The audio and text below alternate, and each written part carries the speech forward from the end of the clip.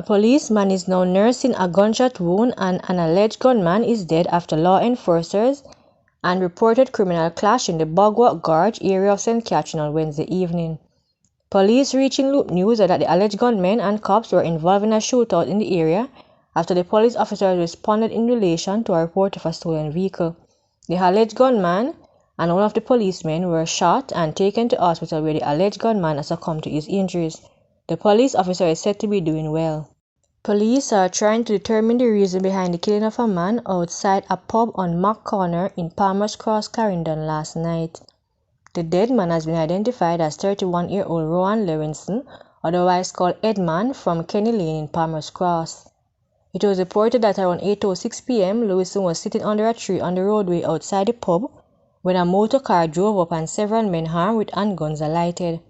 Police said the men opened fire at the now deceased, hitting him several times and killing him on the spot.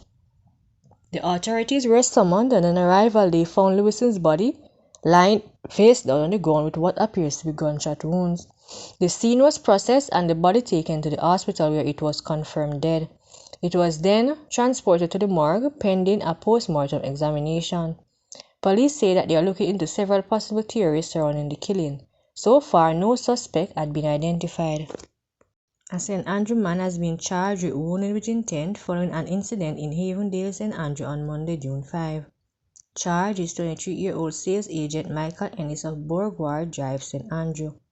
Reports from the police are that about 5:15 a.m., a man awoke from his sleep upon being slapped and saw Ennis standing over him with a knife in hand.